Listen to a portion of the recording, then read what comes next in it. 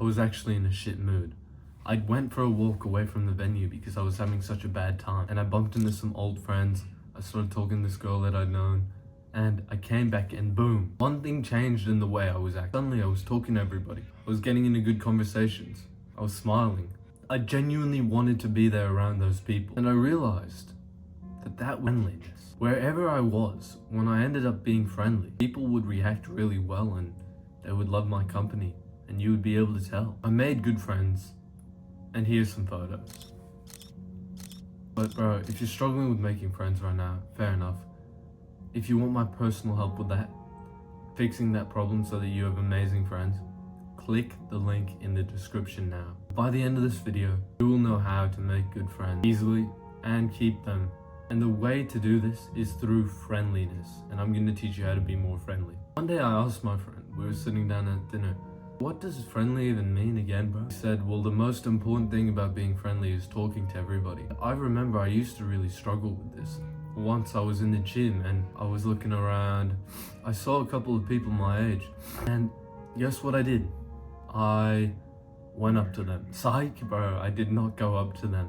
I went to my fucking set and I minded my own business and I did not say hi.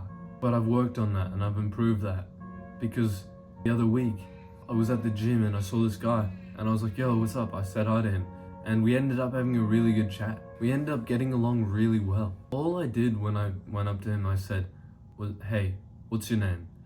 And that led me into such a great conversation. And it was easy because I could talk about something we had in common. I was like, oh, how long have you been going to the gym?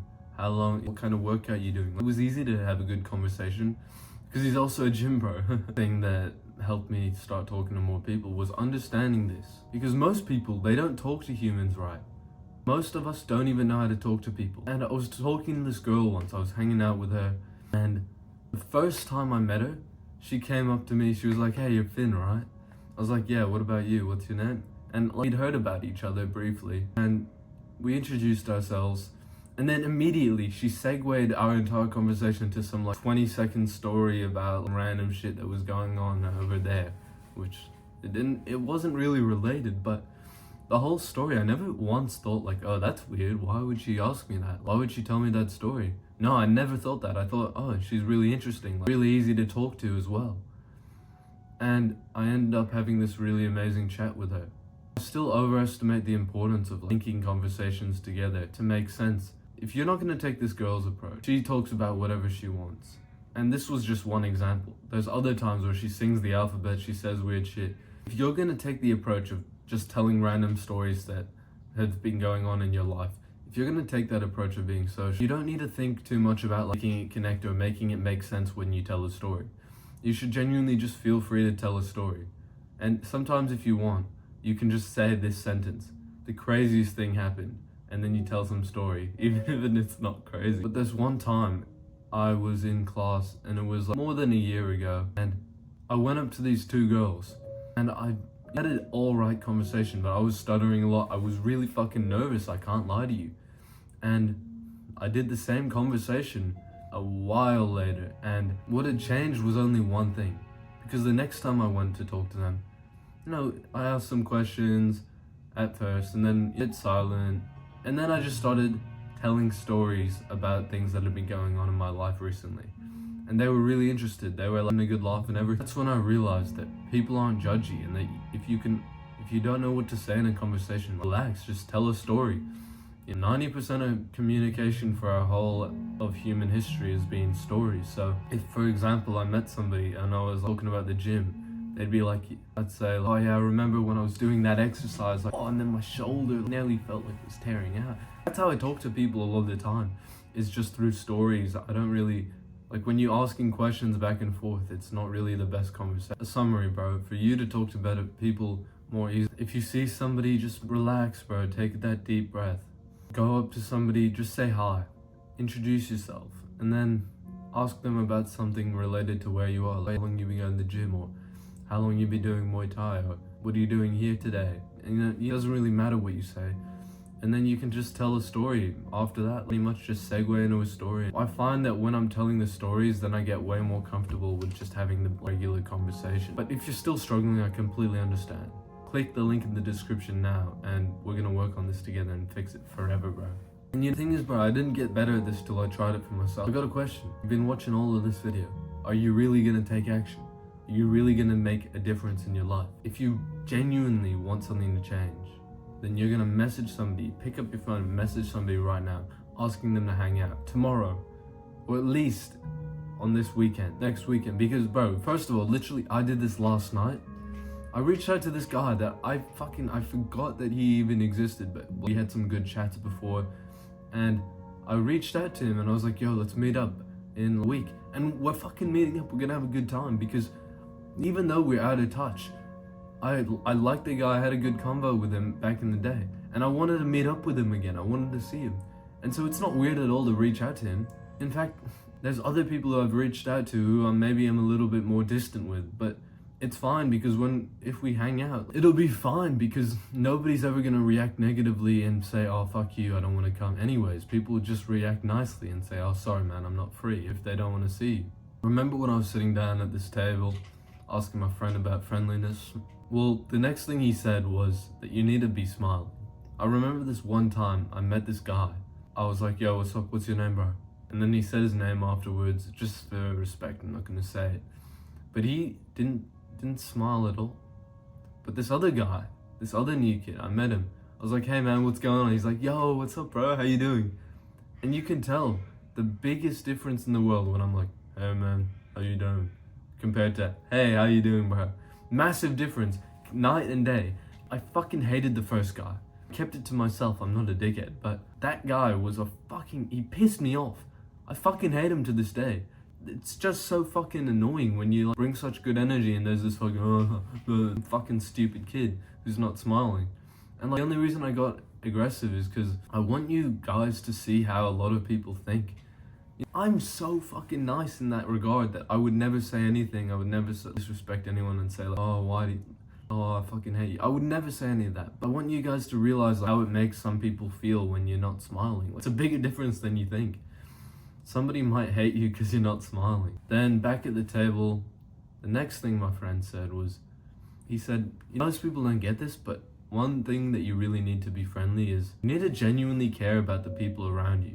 And I realized, basically, I had this one night and there was these people talking about my friend and I fully defended him behind his back, and I didn't expect anything back. I just did it because it's the right thing to do. And literally half a week ago, I was having a really bad day and I was literally on the phone with that same guy, talking away, talking about my problems and everything. If I was a fucking dickhead, I don't think that guy would have been there for me.